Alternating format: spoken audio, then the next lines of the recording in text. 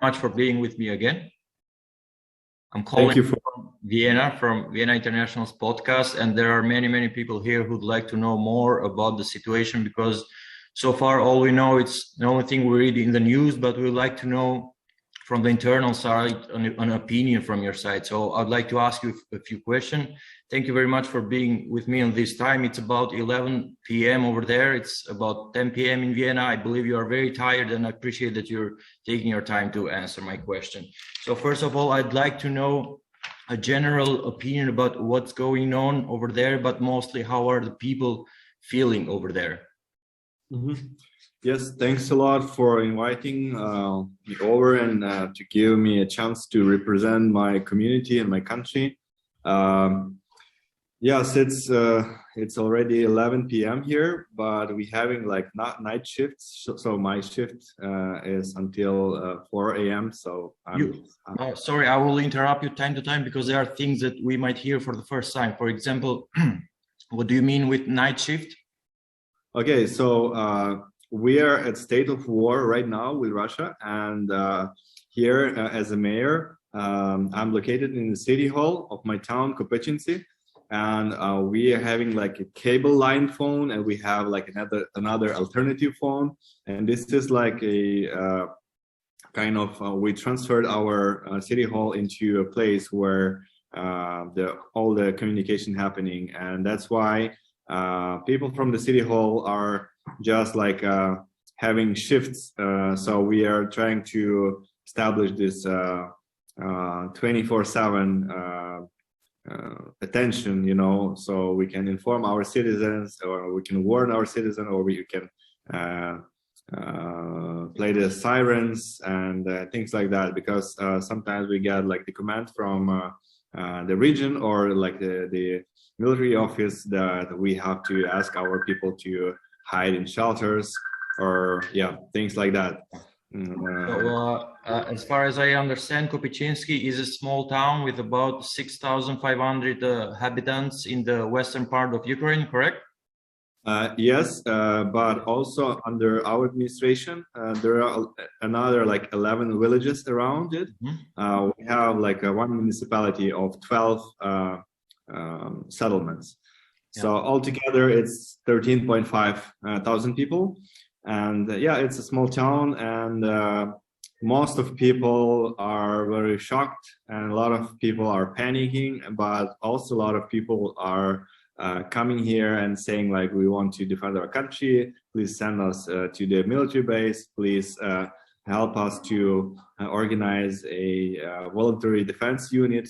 My prediction is that when people are in panic or people are very stressed, it's much more easier for them to psychologically to be involved into the community other than following news alone. You know?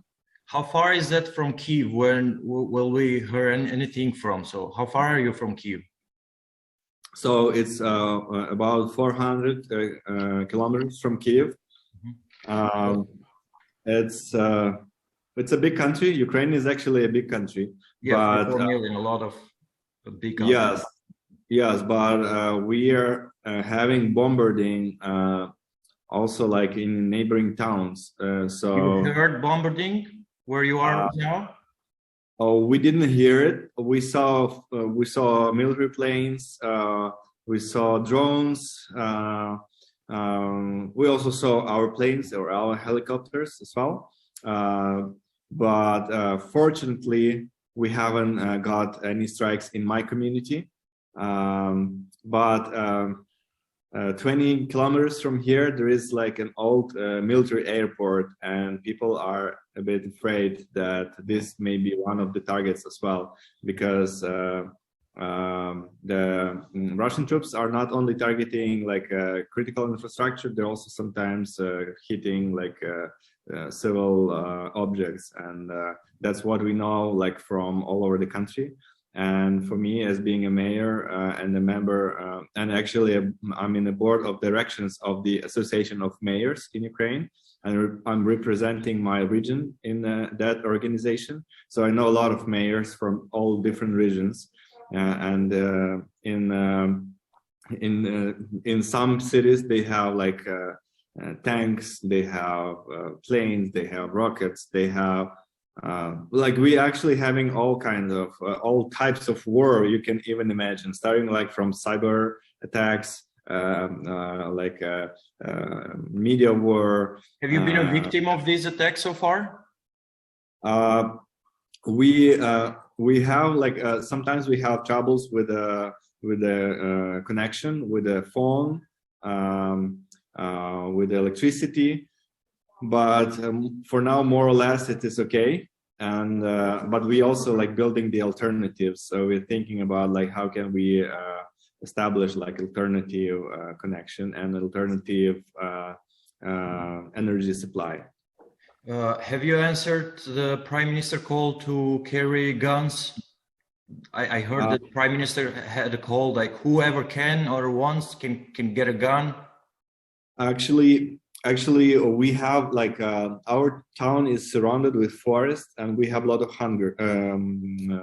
We have a lot of hunters, and after this call of like everybody can carry a gun or everybody can get a gun, yeah. We got like a lot of volunteers today. I think like maybe like in a small town like this, we already sent our soldiers to war, but we got like the civilians, and we got like maybe 250 of people that came to the city hall and said like, oh, we want to serve, give us guns. And but we said like, hey, we just a city hall, we're coordinating and giving some information. So I went to the military base, and they said like, for now we're not gonna give it to you, but be prepared and learn how to shoot. And for now you can use only this hunting weapons, but we're not actually having yet Are you personally carrying a gun near you right now? No, I like no. Trust me, from over here sounds like a very fair question to do, because we don't understand exactly what's going on over there, so a lot of people might think so you might be carrying a gun near you right now. If I had it, or if I had an access to it, I would definitely carry it. But 2 days ago, I was just like a mayor. I was just like a internationally trained professional who is just like trying to help this community be a better place, you know. So it's not. I was never like considering that I will or my friends or my family will stuck in this kind of situation, and we like very critically started like thinking about what can we do, what are our options. So if I had, I would definitely have it, but for now I don't have, and I don't know how to use a gun. But I understand. I'll learn it. I think I'll learn it like tomorrow or so. Yes, because people are like learning very fast. Wow.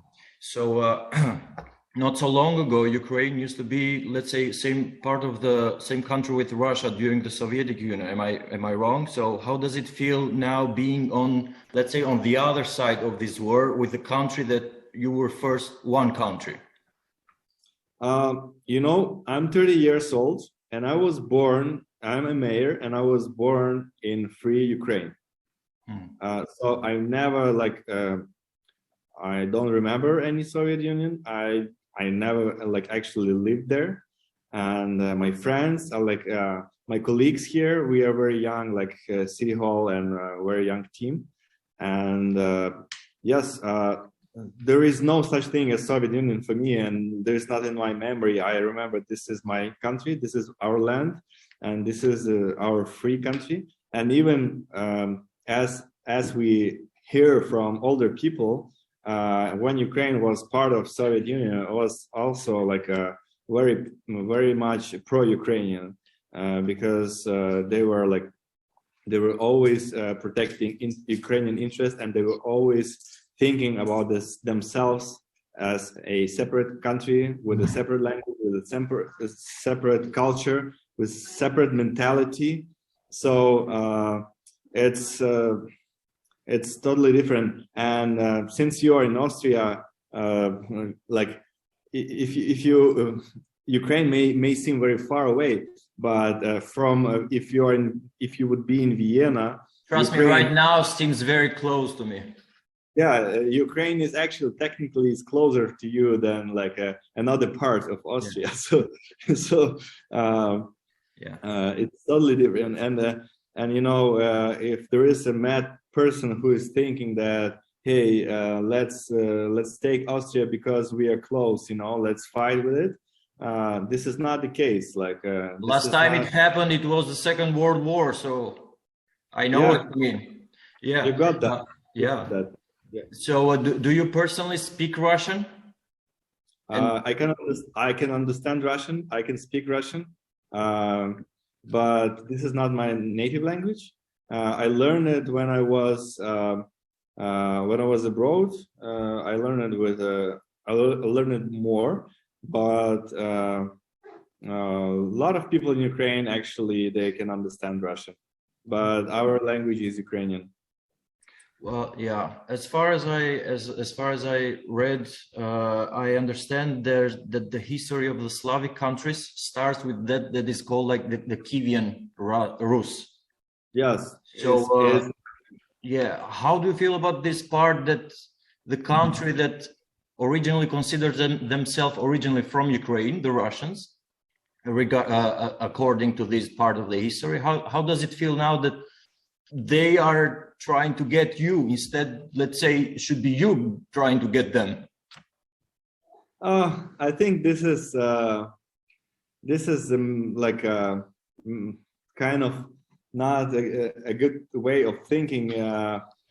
Who needs to get whom? You know, like after the Second World War, the borders they were defined and they were fixed, and there is like no point of moving them. Like even living in 21st century, like living in a global world, being able to communicate each other, like we communicating with you together right now, there is no point like moving borders. There are like this is like a very old style and old school method of pushing your political ambitions.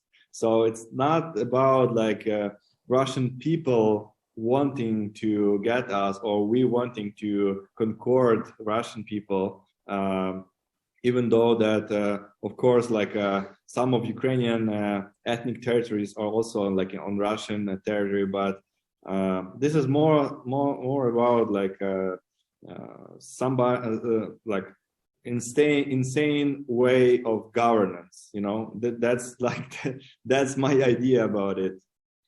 Yeah. So do you think that Russia is so threatened by the Ukraine getting closer to NATO that they are ready to attack Ukraine just so they can get NATO away from their borders? Could this be one of the reasons of the attack?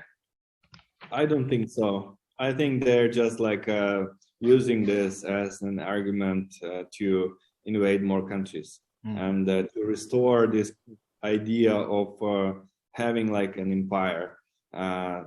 Like if you have a vision, you just don't see the obstacles, you're just trying to use the arguments, that's it. I don't think that this is like the main thing. And if we have like Baltic countries in NATO, and I think that they're also thinking about getting them as well, protecting kind of like Russian speaking people there.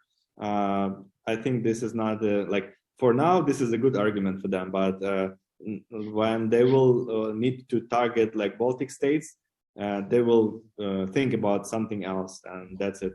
I think that. I like to go back. Sorry, I like to go back often to history because I know that time to time history repeats itself. So there have been many religious wars in the past. So as far as I understand, the Russian Orthodox Church doesn't recognize the Ukrainian Orthodox Church. Am I right?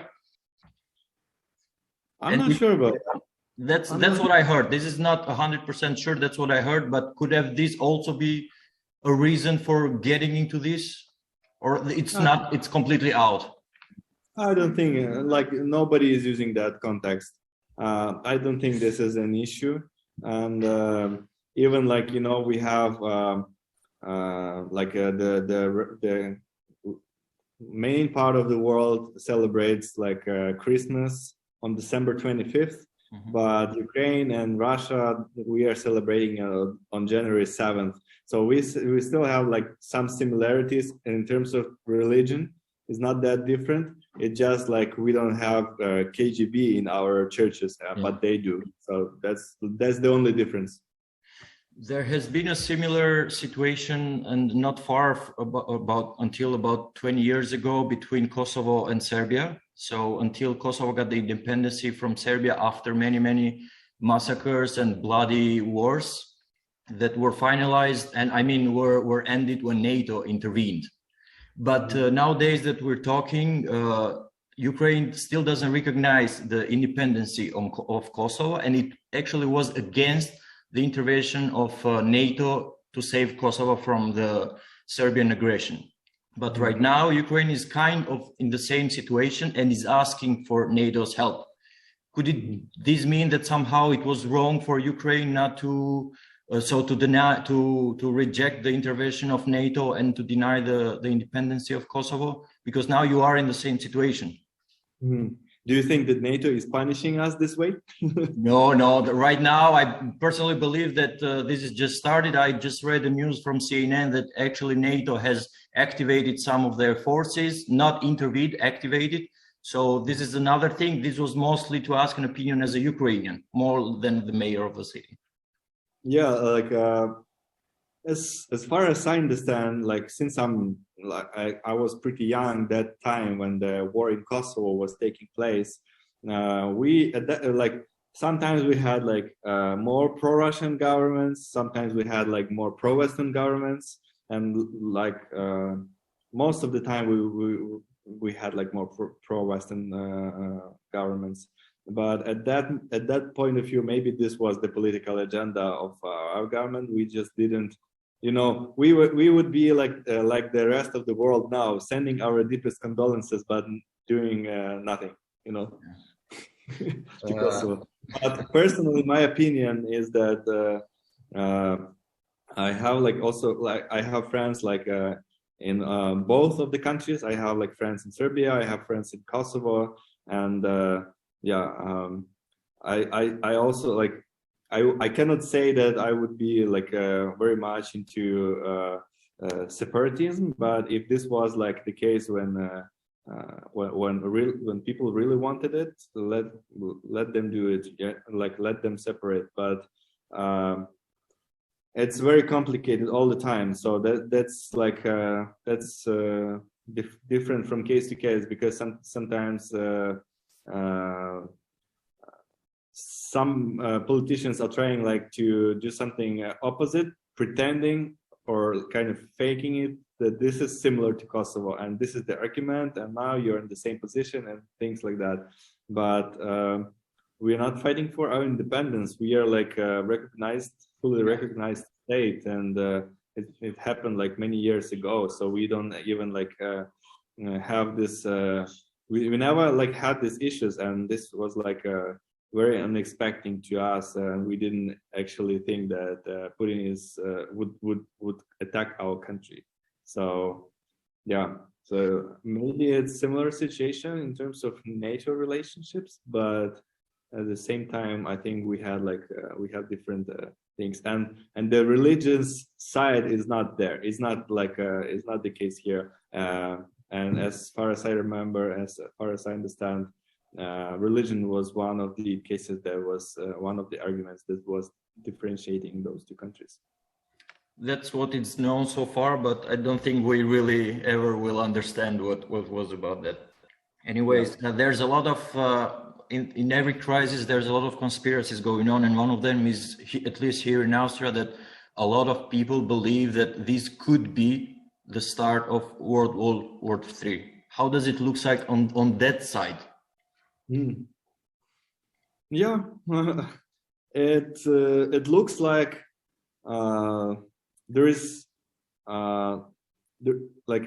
is nothing that like no sanctions of banning Eurovision or League of Champions League would stop Putin from keep doing it. Like as far as we understand, like only force, like only the resistance can stop them. And our armed forces are quite good, quite successful right now. Even though we're suffering a lot because we didn't expect that, we also need help. But the only thing that can stop it from expanding and scaling up is the efforts and the united effort.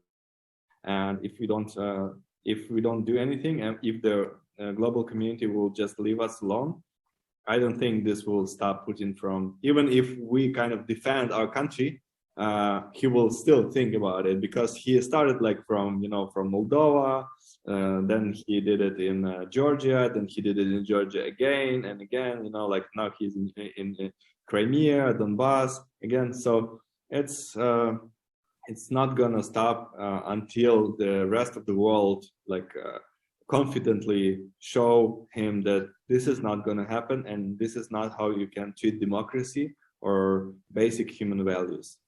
So in this case, you're saying that you're more a fan of fighting back instead of finding a diplomatic solution? Oh, how can you find a diplomatic solution in this case? Right? Yeah, we're not attacking anybody, we're just like building our community here. And this suddenly, we wake up from calls and from messages from our friends that there is fire everywhere. So I don't know, what can we do? If is anybody listening us at all? If we try to solve it. Because I heard, sorry to interrupt, I heard that Putin had said that he was open to speak with your prime minister, and I think in Kiev or Belarus, I'm not very sure, but he just said that he was open to speak to the prime minister. So if, let's say, this discussion were to be open and he had to stop the attack, would you, in a sense, forget what just happened these last 2 days and go on with the diplomatic solution? Or you still want to keep fighting back and try to get what was yours? Or how is it in this sense? If he just stops right now and tries to find a diplomatic solution, would you accept that, to sit with him and speak? We're not planning to attack Moscow or so, we're not planning to get some of Ukrainian ethnic territories like this. We just want to protect our people and our territories and build our cities. That's it.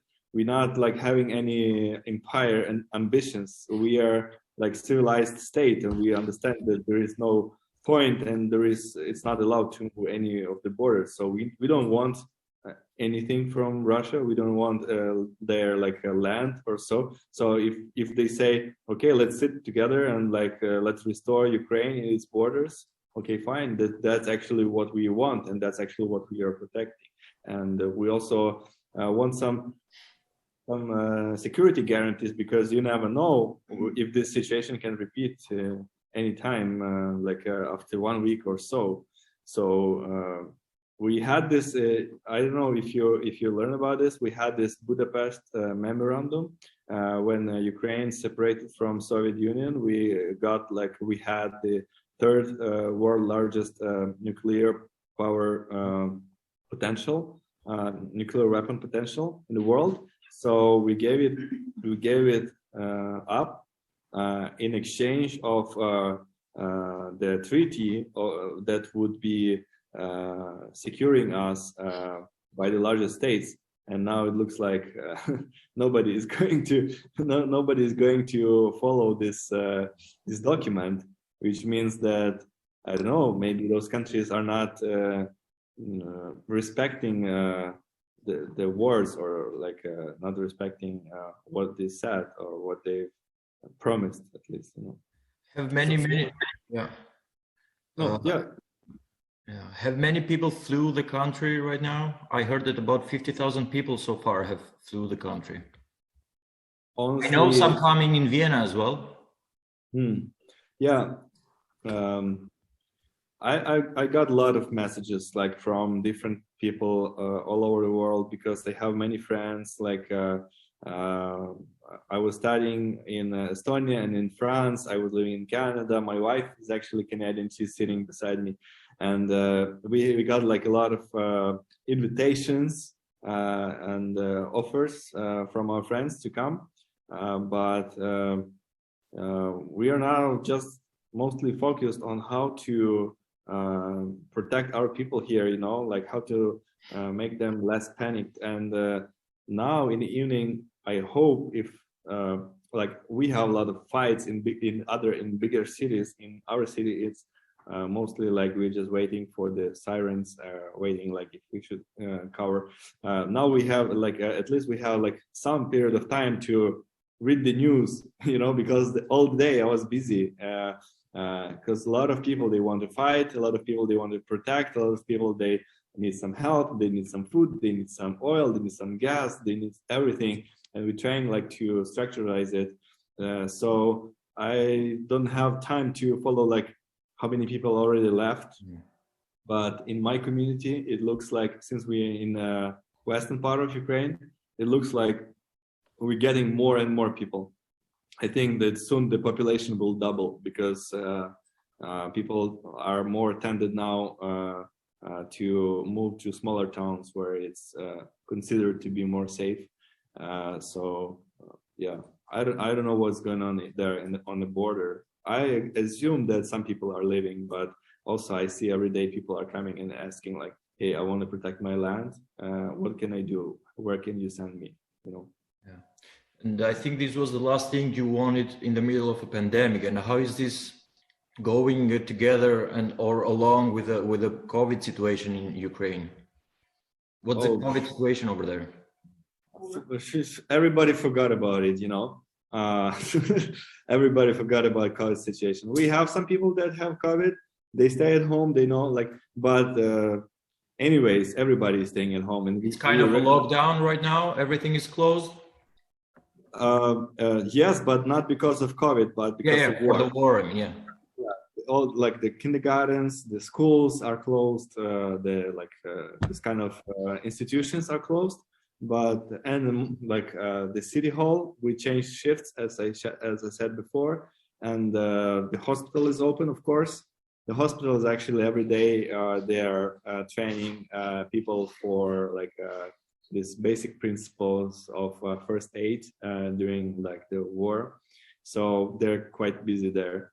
But most of civilians, we recommend them to stay at home, to take care of their shelters, to check the shelters. We also have some public shelters, and yeah, that's it. So we don't wear masks. Honestly, sorry, but we don't wear masks. Now, like you have to carry a gun instead of a mask, so you're apologize for that. That's fine. Yeah, sorry. Like sorry by ignoring coronavirus. I fully believe you on this. And I don't want to keep you long. You might be tired. I only have one last question. As I understood, we are exactly in the same age. So I really don't know what I would do if I was the mayor of a city in the middle of a war. And what was the most challenging thing you're going through right now? Because until 2 days ago, I believe it was everything pretty chill, quiet, managing a small town, getting to know the people there. But now it's suddenly you're managing a war. How does it feel? Actually, this work was never easy. It was hard from the beginning, because I have like very big plans and very big ambitions for this town. This is my hometown, and I'm trying to attract all the best people and all the best minds here. Like, we had a lot of plans for this year. It looks like an average town for Ukraine, but I want to make it like one of the best towns. But we had to put all this on hold, and of course this is the most challenging time of all of it. And I don't know what is the most challenging. Maybe something that like you have to deal all the time with people, with their stress. You have to calm them down. You have to keep yourself like strong and confident. You have to manage a lot of calls, a lot of messages. You have to manage a lot of processes. And we are also maybe a bit naive, but as a city hall, we're trying to finish some of the projects that we started, For example? for example, we planned reconstruction of one of the schools here, and we just needed like to apply. Like we done a lot of work before that, and we just needed to apply for it. So we actually like some of my people were working to finish it. We don't know like if this will mean anything, but we were like going to finish it. Also, we buying this road grader, like this like huge like technical machine that would make roads better. Yeah. And we got a lot of work before that. And there is only last thing, like we got the tender procedure, we got the agreement with the vendor. We got money on our account, and we just needed to pay it. And our account was blocked. Like the city hall was like the account was blocked, and today it was unblocked for some period of time. So I asked our head of the accountant to keep working with that, like at least like, okay, I'll sign it, let's do it, we are fighting, we're preparing for war, okay, let's make a coffee break, let's finish the papers, like maybe hopefully it will be over. We're still hoping that it will be over. And then, okay, let's go back to war. Okay, what do you need? You need guns? Okay, where can we get it? Oh, you want to fight? How can we send you to the right military base? Okay, you need some food, or we expecting some refugees? How can we host them? How can we get some provision? Or also we got a lot of messages from the diaspora, from the international community. How can we actually send money to Ukrainian armed forces, or how can we send money to your community? So this is our war-related questions and development, city development-related questions. And yeah, I don't know, maybe we're doing wrong thing, that we are still hoping that we can continue some of our projects, but now it looks like obvious that most of them will be just cancelled. And I hope that we'll protect our land, and maybe we'll take a small pause and we'll lose a year or so, but we are hoping that we can continue developing our town. I think it's also a good thing that for the people to keep them engaged on something, to keep their mind off time to time, to continue the old projects. Yeah. But also I wanted to add something, like sure.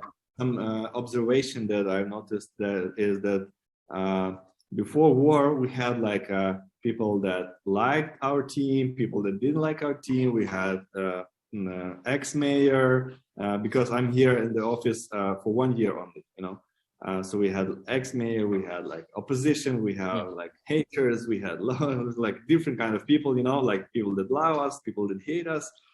And now this like all kind of erased, and we start from scratch. We're all together. Yes, we all together, and everybody forgot about their like little political ambitions or so. They're just working. Nobody is asking any questions. Nobody is criticizing each other. We just all focused on one goal. So this is also some kind of magic that is happening right now in our community. I've never seen my community so united as it is now. That's very good, and it's definitely it was a very inspiring conversation. Thank you for contacting. I thank you very much for being with me. I wish you good night for now, but I wish you good luck and to stay strong and safe. And I really hope this will be over very soon, because it's like in this century, nobody can think of this anymore. It's like extremely too much. It's too much. Yes, and I'm having this opportunity. I'm inviting you to visit Kopychyntsi. Thank you very much. If it will be in a free, independent, democratic country. Well, if they allow me to fly over there, I would gladly come now more than when it's free. I think I'm needed more now. Yeah, we'll find a shelter for you. Thank you very much.